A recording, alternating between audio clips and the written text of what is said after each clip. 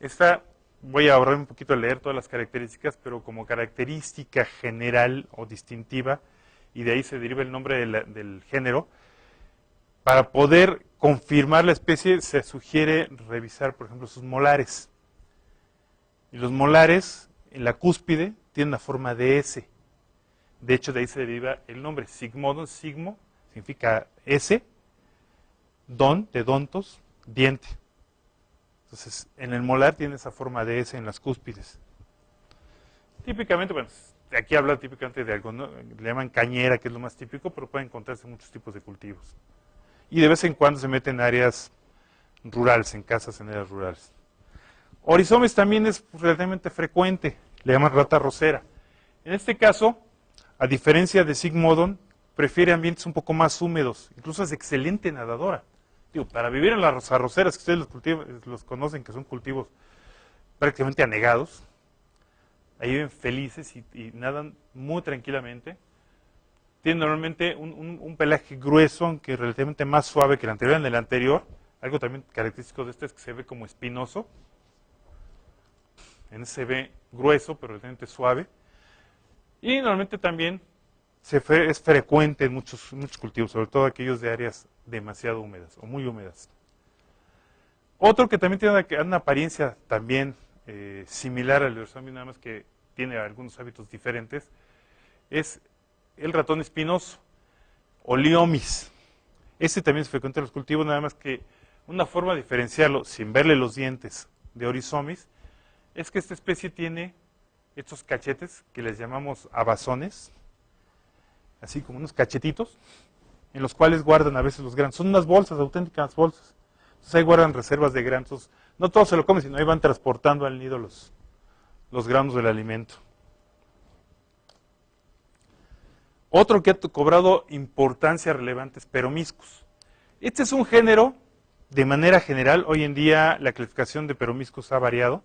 De hecho, ya está separado en muchos géneros. Los especialistas en roedores los han separado ya, no solamente como tal en Peromyscus, sino varias especies tienen otros nombres de otros géneros, pero de manera general hablamos del grupo Peromyscus. ¿Y por qué ha tomado especial importancia? Porque son justamente los que están asociados como portadores del hantavirus, el típico ratón de campo. Y está muy bien distribuido en todo el área, en todo Mesoamérica. Prácticamente del sur de Estados Unidos hasta prácticamente el Amazonas está distribuida esta especie. Esta especie sí es nativa de América, no como el caso de las especies que vemos que son urbanas, ratos y músculos, es la rata normalmente de la casera, la rata de techo y el ratón casero. Esas tres especies, su origen está en Asia, fue en Asia. Este género es mesoamericano netamente. Otro que es un ratoncito muy pequeñito, Retrodontomis, es un ratoncito pequeñito así. Este vive normalmente también en las hierbas, en los pastizales, y también tiene cierta importancia como plaga agrícola, aunque no tanta como las anteriores. Esta como característica para reconocerlo fácilmente es, si le vemos los incisivos, parecería que en lugar de tener 2 tuviera 4, porque pasa un pequeño canalito en medio de cada uno de ellos. Entonces, son 2 de todas maneras, pero por ese canalito parece como si fuera 4 en realidad. Y aquí, para los que ya están quieren meterse más a la cuestión de identificación a través de la dentición. Primero, vemos los molares. Si vemos que tienen forma de S, como les mencionaba, es Sigmodon, sin duda alguna. Si tienen 2 cúspides, es decir, 2 montañitas esos dientes, podemos tener varias opciones. Una de ellas es que si los tienen acanalados, los que decía que parece que tienen 4, es Retrodontomis. Si no los tienen, puede ser o Peromyscus o Oryzomys.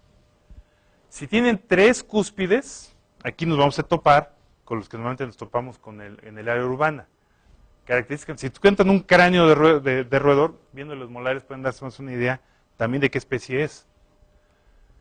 Normalmente tenemos que evaluar relativamente el tamaño de los 3 molares. Le damos molar 1, molar 2 y molar 3. Si el molar 1 es más pequeño que la suma de molar 2 y molar 3, estamos hablando de la típica rata, y aquí lo vemos.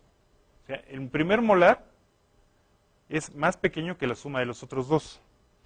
Pero si el molar 1 es más grande, o casi el tamaño, o tan grande como la suma de los otros dos, si es grandote, no estamos hablando de ratón, típicamente. Esto es un poco también lo que hacen los especialistas en mamíferos, ir más allá de la identificación, como normalmente siempre, personalmente también llego a criticar yo, la típica identificación de fotito que le llamamos, ¿no? O sea, nunca basar la identificación ni de roedor, ninguna plaga, en nada más en el que aparece en el libro y se parece a. Jamás haber una representación así. Siempre hay que utilizar claves de identificación más técnicas. Perdón. Si queremos llegar realmente a una correcta identificación. Y esto lo comento porque a mí incluso personalmente me ha sucedido que me llegan algunos individuos que supuestamente se identificaron. Dijeron, mira, encontré este insecto que es la especie fulanita. ¿Qué me puedes decir de él para que yo le explique al cliente? Digo, pues si es esa especie, de antemano dile a tu cliente que tenga mucho cuidado porque esta es exclusiva de Indonesia. O sea, no tiene nada que hacer aquí. O es una especie de aviso inmediato si aparece en México. Tiene años que no aparece y tú me estás diciendo que es. Y es porque normalmente están mal identificadas, porque normalmente se utilizan para identificar pues, la imagen de un libro, la foto o la ilustración, pensando que son las únicas que hay. Hablando de roedores incluso, también para aquellos que ya me conocen y ya me han seguido a veces también en el Facebook. Y alguna vez hubo una pequeña discusión con unos controladores que estaban, pusieron una publicación para identificar un ratoncito que pusieron ahí en la página. Y empezaron a discutir realmente qué especie era. Y estaban alegando, y no, que es ruatus, no, que es mus músculos, ¿no? Y alegaban. Hasta que se me ocurrió, si les publiqué, miren, en primer lugar, tienen que abrirse un poco el mundo. La verdad se los dije así. El mundo de los roedores no nada más son esas 3 especies. Lo que tienen ustedes ahí son peromyscus. No es ninguno de los 3 que dijeron. Pues no me lo van a creer. Siguieron discutiendo abajo, que no es cierto, nada más hay 3, y estos son importantes. Y además yo seguí el Malice, y yo seguí el Truman, y en el Truman nada más vienen esos 3. El mundo va más allá. Malice y Truman son excelentes libros, la verdad son excelentes, pero no son para identificar. Entonces sí, normalmente hay veces que hay que ir un poco más allá a textos más técnicos cuando no damos con los típicos. Podemos empezar a revisar también los cráneos. También, algo que podemos observar es este pequeño orificio que está en la parte delantera, por delante donde va el ojo, que le llamamos orificio infraorbital, es decir, por debajo del ojo, eso significa, que tenga una forma de hoz, o sea, de esa que se utiliza para cortar la vegetación, los cultivos, los céspedes, la caña. Entonces, si normalmente lo tiene así, normalmente podemos pensar que estamos hablando o de ratus, bueno, principalmente que estamos hablando de ratus, pero no es una característica típica de ratus. Y después, obviamente, insistir mucho como característica de ratus, que siempre haya esas 3 cúspides. Si tiene 2, recuerden, no es ninguna rata de la que nosotros encontramos en ciudades. Si tiene forma de S, tampoco. Por regla, estos 3 cúspides son características. Claro, podrían encontrarse otras especies de ratos, eso sí, pero bueno, normalmente típicamente pueden encontrar algunas de ellas. Pero a veces también podemos identificarlas por las excretas, porque a veces no encontramos el bicho, pero encontramos los excrementos. Y sí, también son diferentes. En el caso de la rata parda noruega, no son excretas grandes, y normalmente de extremos redondeados. En el caso de la rata negra o de techo, normalmente son extremos, al menos uno de ellos puntiagudo. Y en el caso del ratón casero son excretas extremadamente pequeñas y extremadamente puntiagudas por ambos lados. Aquí donde pudiéramos confundirnos es con el excremento, por ejemplo, de cucaracha. El excremento de cucaracha normalmente es también muy pequeño, relativamente más pequeño, pero a veces cuando no tenemos forma de comparar no sabemos qué tanto es tantito. Pero la cucaracha además tiene como unos surcos a lo largo que no tiene el excremento de ratón. Es una forma de diferenciarlo. Y otra característica que tiene también es que ahí podemos ver también hasta qué están comiendo. Algunos rodenticidas tienen un colorante también, o a veces se les adiciona un colorante para a través de las excretas ver si están consumiendo el sebo. Esta imagen es de un caso que se presentó en Australia, de un problema de roedores en una fábrica de papel de colores.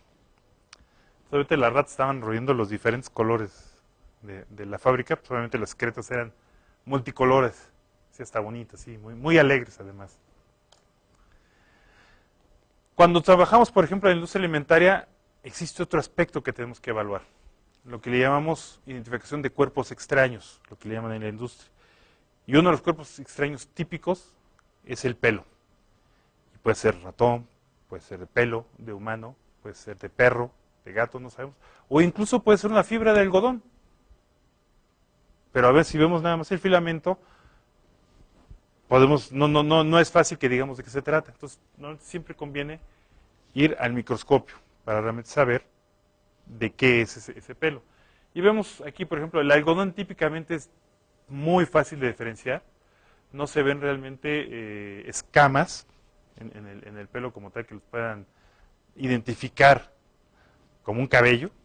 Es una fibra vegetal. Pero en cambio, por ejemplo, la diferencia entre la de rata, vean, las escamas son relativamente largas, llamadas escamas, son relativamente más largas que anchas. En el caso de perro y gato son relativamente similares y no se llega al de humano. Vean, son bien diferentes el pelo de gato, de perro, que el de humano. El de rata es característico.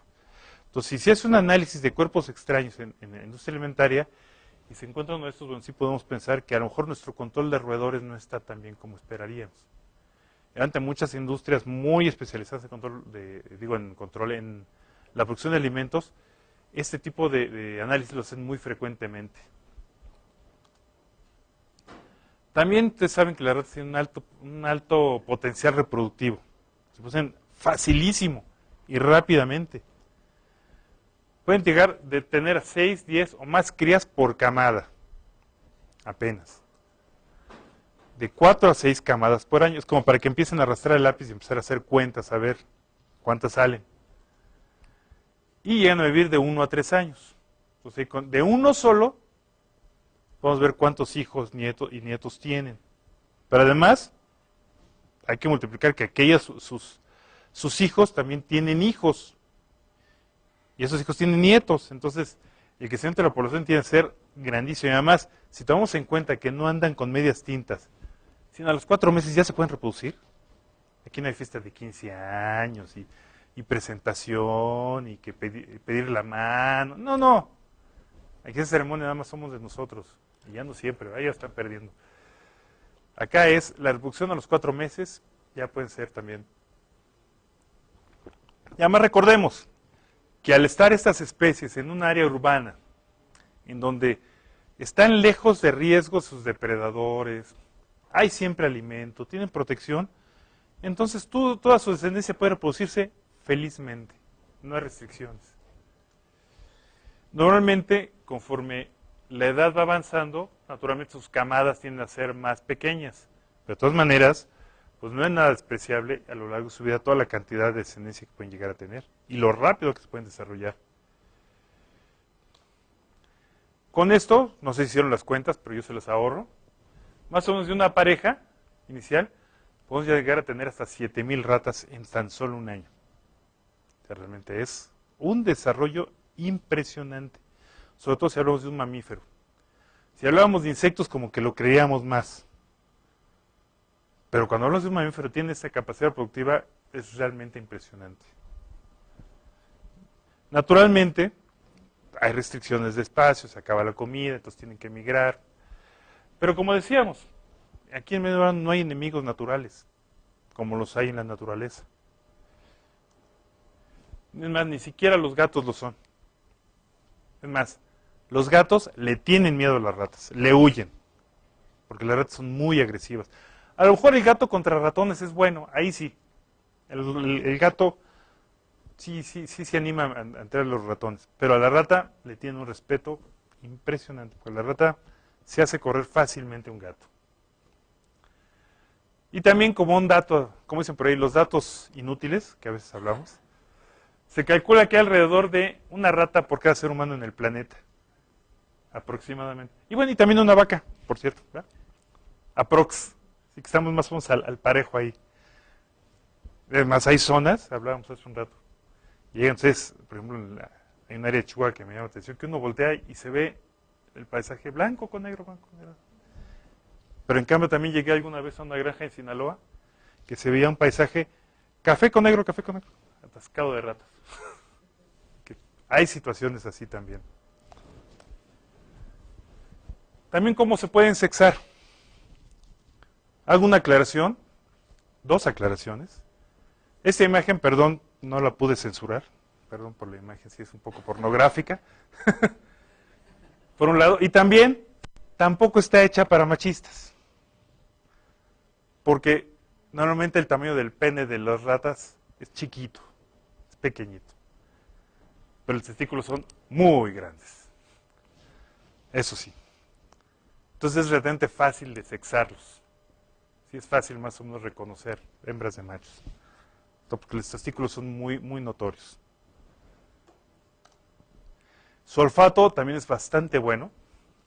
Normalmente lo que es el órgano vomeronasal, que también lo tenemos nosotros, pero el de los roedores es muy desarrollado, son capaces de detectar, identificar por puro olfato el sexo de otros individuos, el estado reproductivo de la hembra, si es maduro o no sexualmente, también reconocer a su parentela, quiénes son sus parientes y quiénes no, su estatus social, si son de los roedores líderes, de los buscadores de alimento, de las hembras dominantes, también el reconocimiento de cada uno de ellos, de cada los individuos de la población, y el nivel de estrés.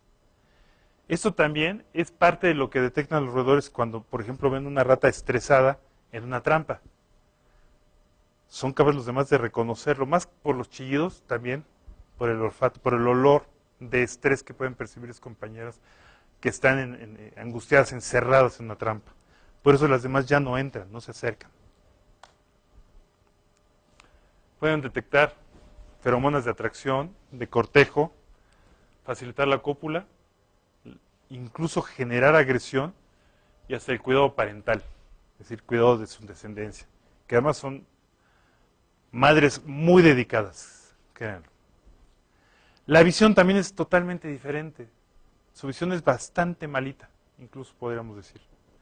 No ven muy bien. Más o menos esta es la forma de que veríamos esto a los humanos. Esta sería la equivalencia de lo que ve una rata. Su resolución, como ustedes pueden ver, es por ahí de la 4ª parte de la que tenemos nosotros. Prácticamente están cegatonas, así. Y abren los ojos hasta los 14 y 7 días de nacidos, pero a veces diríamos como si no los abrieran, si van a ver así. Prácticamente. Sí, bueno, entonces, aunque no los queden, algo les sirve, ven manchitas y se guían los ojos, aunque su forma de guiarse es otra que vamos a ver más adelante. Vean, el ojo no tiene un desarrollo tan grande como el nuestro, en realidad tienen cierta sensibilidad al verde y al ultravioleta, que nosotros no vemos. O sea, los roedores sí tienen una capacidad de percepción más que de ultravioleta que nosotros tenemos. Eso sí, ven menos que nosotros, pero un rango de colores un poquito más allá del nuestro. Entonces aquí, esta es una de nuestras nuevas técnicas de Bayer. Y así sería más o menos nuestra visión. ¿Cómo vería una rata? Esto no son los que vería. Pero además, más allá de esto, ¿cómo vería una rata albina? Las albinas tienen una pésima visión. Esas sí son las que peor visión tienen. La típica rata de laboratorio. Pero realmente su visión no la necesitan, porque con sus bigotes, mejor llamados vibrisas, tienen una visión casi perfecta. Son extremadamente sensibles, son prácticamente sus ojos. Tienen una capacidad sensorial impresionante, a tal grado que es capaz incluso mapearlo, se ha hecho. Ustedes dirán, bueno, qué ociosos los rodentólogos, ¿verdad? Pero bueno, se sabe así. Están perfectamente mapeados la sensibilidad de ubicación de estas vibrisas o bigotes. De tal manera que incluso se sabe que las anteriores detectan frecuencias altas de sonido y las posteriores frecuencias bajas. Vean los niveles de sensibilidad de las frecuencias auditivas. Nosotros estamos aquí. Vean los murciélagos y vean las ratas. no están tan alejadas. Si el murciélago tiene una mayor preferencia hacia las altas frecuencias y un poquito más extendida hacia allá. Pero la verdad, el margen de detección de sonidos de los roedores no es nada despreciable. Y eso les permite detectar casi cualquier cosa, sin necesidad de ver. Prácticamente ven y escuchan con los bigotes. Por eso también esas famosas maquinitas de eliminación de roedores de sonido es solo una sacadera de dinero falsa. El roedor fácilmente puede escabullirse de esos sonidos sin que le afecten en absoluto. Recuerden que el sonido, al fin de cuentas, es vibraciones del aire. Cualquier obstáculo que se tope esa vibración reduce la frecuencia. Incluso hay varias pruebas, que no lo hago aquí porque además en el streaming se pierde un poquito, pero con los compañeros de ICS les hacemos unas pruebas de audición. Incluso cada persona es capaz de percibir frecuencias diferentes, ¿no? ¿Se acuerdan? Los roedores tienen una amplitud de detección impresionante, realmente impresionante. Y también vamos a romper un poco paradigmas en la cuestión del gusto. Había quien decía que los roedores no podían percibir el sabor amargo. Tampoco es real. No es que no lo puedan percibir, simplemente no les desagrada, que es algo muy diferente. Y ese argumento era sobre todo por la cuestión de la aplicación de los amargantes en los cebos rodenticidas. Es que se pone el cebo amargante para que no lo consuma un animal o una persona, porque le genera ese sabor desagradable y lo desechen, pero como el ratón no lo detecta, si se lo come. No, no es que no lo detecte, sí lo detecta, pero no le desagrada. Entonces sí lo pueden llegar a ingerir fácilmente. Y el resto de los sabores que comparten con nosotros también, y bueno, nosotros detectamos igual el salado, el ácido, el dulce, amargo y el umami, que es el famoso quinto sabor que ahora los nuevos cocineros y expertos en gastronomía están tratando de explotar un poco más, que dicen por ahí que es el sabor que da la carne típicamente, que es el famoso umami. Trata de explotarlo cada vez más porque hay gente muy asidua a ese sabor también. Pero los roedores también perciben todos. Lo que no pueden es vomitar. No se los permite. No pueden. Entonces normalmente cuando se sienten mal o sienten náuseas, lo que hacen es comer tierrita y piedritas. Entonces el excremento ustedes pueden ver que empieza a salir arenoso, incluso hasta con piedritas. Decíamos, pueden comer mascotas, pueden comer pájaros, llegan a atacar pequeños animales en general también. Bueno, eso ya lo vimos, se me fue. Y otro aspecto interesante es lo que mucha gente llama la producción de sangre. Mucha gente habla, es que sí está haciendo efecto el rodencida porque está sangrando de los ojos. No es sangre. Sí es de color rojo, sí, pero no es sangre. Es una sustancia que se llama porfirina. Esta sustancia la produce el roedor normalmente para diversos fines, aún no está tampoco del todo claro. Se ha visto que, por ejemplo, cuando están en estrés mayor, producen un poco más. Por eso, cuando están enfermos o sienten el efecto de los rodenticidas, sí, lo empiezan a producir un poco más, pero no es sangre, es un efecto del estrés. Pero también lo producen para protegerse, se dice que para proteger sus ojos contra la luz ultravioleta. La porfirina forma una especie de lente protector contra la luz ultravioleta para los ojos de los roedores. Y hablando de luz ultravioleta, decíamos hace un rato que ellos sí son capaces de detectar un poquito la luz ultravioleta que nosotros no. Pero también podemos ayudarnos de ciertas herramientas para poder detectar a los roedores. Ya de todo el mundo es conocido la estrategia de localizar las excretas y orines, sobre todo de roedores, con lámparas de luz ultravioleta y sobre todo utilizar el lente ámbar. Funciona mejor cuando lo utiliza, más protegen sus ojos. Yo he visto que mucha gente utiliza su lámpara de luz ultravioleta sin proteger sus ojos. Deben protegerlo, además la luz ámbar les permite diferenciarlo mejor. Y también incluso hasta la punta de la nariz brilla. Sé que hasta pueden ver fácilmente el movimiento de los roedores, a veces con la puntita de la nariz con sus lámparas ultravioleta, para confirmar actividad. Aquí algo pasó con mis dispositivos que se me repitieron. Mil disculpas. Bueno, hablábamos también que son neofóbicas. Ya sabemos por qué la presentación pesa tanto, que se me repitieron las diapositivas. Pero bueno. Normalmente los roedores, al ser neofóbicos, tienen cierta aversión hacia lo nuevo. Y por supuesto, eso nuevo puede ser muy bueno o muy malo, pero mientras tanto va a tener desconfianza. Y eso trae como consecuencia muchos errores cuando se utilizan cebos rodenticidas. Muchas veces hemos escuchado los comentarios que pongo el cebo y pasó una semana y ni lo probaron las ratas. Entonces, ¿qué hice? Lo quité y puse otro. A lo mejor ya la rata se iba a acostumbrar. Necesitamos que se acostumbren. Se ha visto que, y estos estudios existen, se ha visto que para que la rata se acostumbre y empiece a ingerir el cebo, puede salir al tercer día, al cuarto, pero a veces puede pasar una semana y una semana y media para que la rata se anime a consumirlo.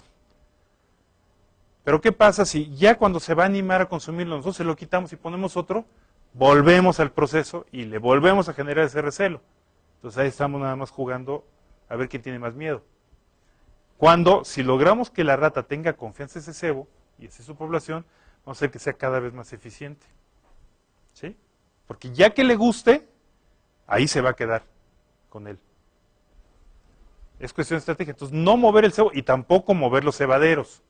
Hay el famoso mito de la cadenita, que dicen que mucha gente pone sus cebaderos con cadenita y todos se mueven. Porque la dejan muy floja. La cadenita no es para que no se roben el cebadero. La cadenita es para que no se mueva el cebadero. Por eso incluso hoy en día también existen cebaderos que se fijan a la pared o que tienen un canalito que los empotran ahí. La idea es que no se mueva, no es que no se lo roben. Para generar justamente el ambiente idóneo para que el roedor se acerque al cebo. Entre la estructura social existen los de mayor edad, que típicamente son los exploradores, los machos reproductivos que tienden a ser los más dominantes, y hembras y crías que normalmente se desarrollan en las madrigueras. Sin embargo, podríamos decir que a lo mejor hembras y crías a lo mejor son grupos menores. Pues no. Normalmente las hembras, por ejemplo, son a veces las que dicen quién come y quién no. Son las que mandan en el nido. Sí, son las que dirigen. Estos son sus achichincles, tráeme la comida. Realmente sí, contrario a lo que podríamos pensar, tiende a ser un matriarcado, más bien. Tienen como muy flexible, pueden pasar por cabezas muy flexibles. Si pasa la cabeza, pasa la demás, sin problemas.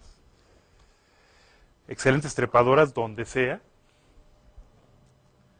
Excelentes nadadoras, pueden durar varios minutos, 5 hasta 8 minutos, y hay quien afirma que hasta 10 minutos bajo el agua sin ningún problema. Que si salen por la taza del baño, sí salen. Fácilmente, créanlo. Excelentes saltadoras, y ojo, y esto también tiene que ver, o está relacionado con su característica agresividad.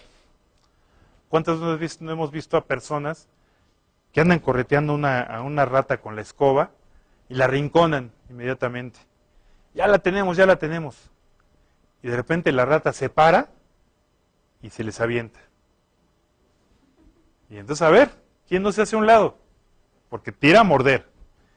Y normalmente puede brincar en altura hasta más o menos 1 metro y cachito. Así que incluso la mordida puede ser en áreas bastante delicadas. No, ahí no. La cola, que podría ser un órgano menor, también tiene una especial importancia para los roedores.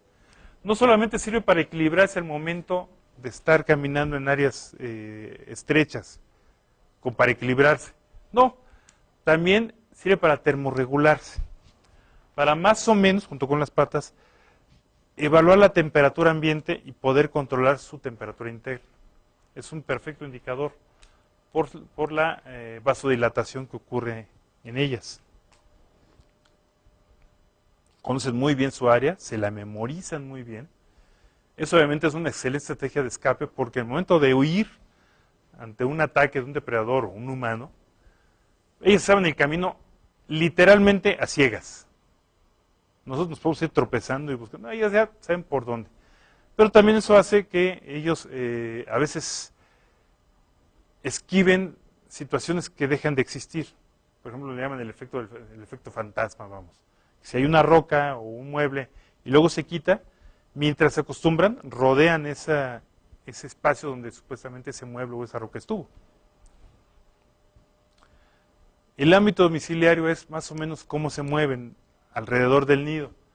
Un ratón más o menos se desplaza alrededor de su nido entre 3 a 10 metros. Así que si vemos un ratón, muy cerca de él es donde está el nido. En cambio, una rata sí puede alejarse un poco más, 30, 50 metros incluso. Otra vez. Esto ya lo habíamos visto. Mil disculpas, algo pasó. Por querer hacerla extensa,